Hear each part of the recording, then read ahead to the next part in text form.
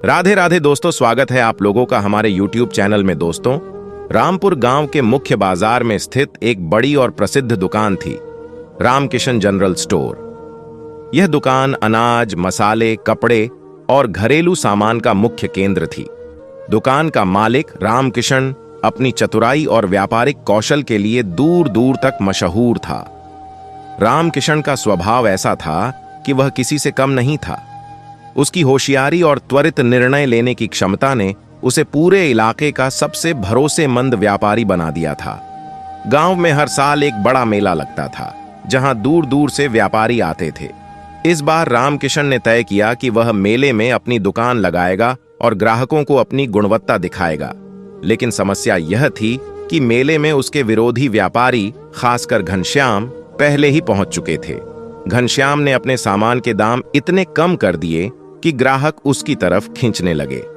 रामकिशन ने स्थिति को समझा और सोचा, सस्ते सामान से ग्राहक आते हैं, लेकिन गुणवत्ता उन्हें बनाए रखती है।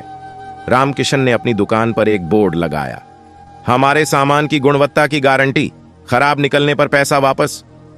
ग्राहकों को रामकिशन का भरोसा पसंद आया। मेले के अंत तक रामकिशन ने इतना सामान बेच दिया कि बाकी दुकानदार हैरान रह गए। रामकिशन की प्रसिद्धि राजा तक पहुंच चुकी थी।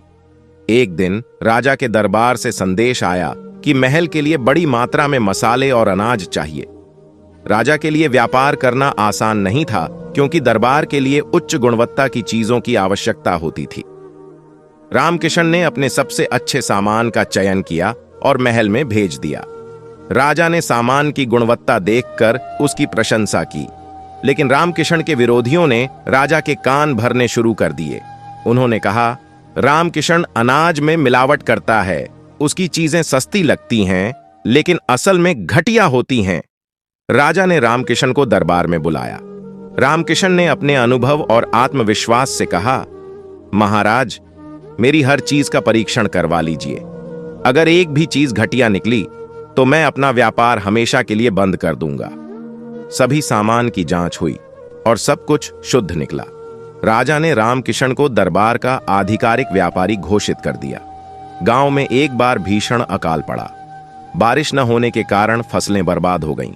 लोग भूख से परेशान थे। गांव के अन्य व्यापारियों ने अनाज के दाम बढ़ा दिए ताकि वे ज्यादा मुनाफा कमा सकें। रामकिशन ने अलग रास्ता चुना। उसने अपने ग्राहकों से कहा, जिसके पास पैसा नहीं है वह बाद में चुका सकता है। मैं चाहता हूं कि कोई भी भूखा न रहे। उसने पास के शहर से अनाज लाकर गांव में बेचना शुरू किया।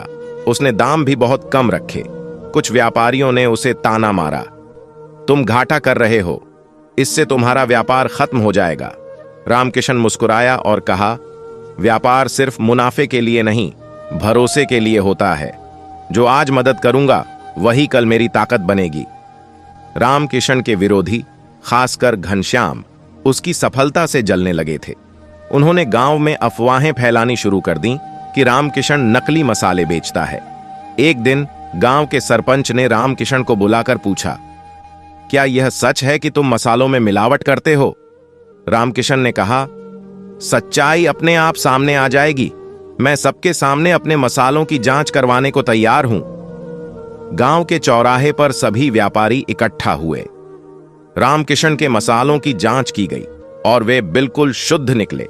घनश्याम की साजिश नाकाम हो गई और उसकी बदनामी हो गई। रामकिशन ने सोचा कि केवल गांव तक सीमित रहना सही नहीं होगा। उसने पास के शहर में व्यापार का विस्तार करने की योजना बनाई। उसने गांव के किसानों से सीधे अनाज और मसाले खरीदना शुरू किया और उन्हें शहर में ऊंचे दामों पर बेचा। इससे किसानों को भी फायदा हुआ और रामकिशन का मुनाफा भी बढ़ा।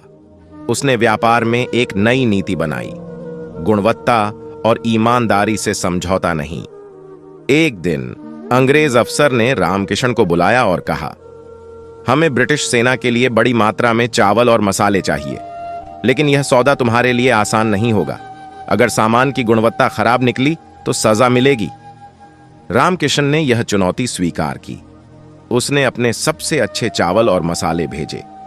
जब अफसरों ने सामान देखा तो वे उसकी गुणवत्ता से इतने प्रभावित हुए कि उन्होंने रामकिशन को बार बार ऑर्डर देना शुरू कर दिया। गांव में एक बड़ी और आधुनिक दुकान खुली। जिसमें हर चीज सस्ते दाम पर मिलती थी। लोगों का ध्यान रामकिशन की दुकान से हटने लगा। रामकिशन ने इसे अपने अनुभव और होशियारी से संभाला।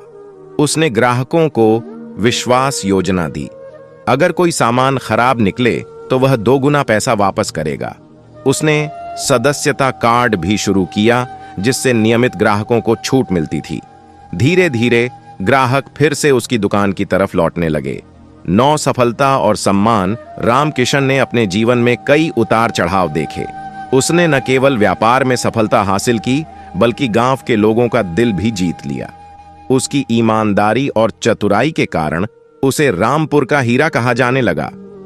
रामकिशन की कहानी केवल एक होशियार व्यापारी की नहीं, बल्कि उस इंसान की है जिसने व्यापार को समाज की सेवा का जरिया बनाया। उसने सिखाया कि व्यापार में केवल मुनाफा कमाना ही सफलता नहीं, बल्कि लोगों का विश्वास और सम्मान पाना भी जरूरी है। दोस्ती, अगर कहानी अच्छी लगी हो तो चैनल को सब्सक्राइब कर दे। धन्यवाद दोस्तों। मिलते अगली वीडियो में, तब तक के लिए राधे राधे।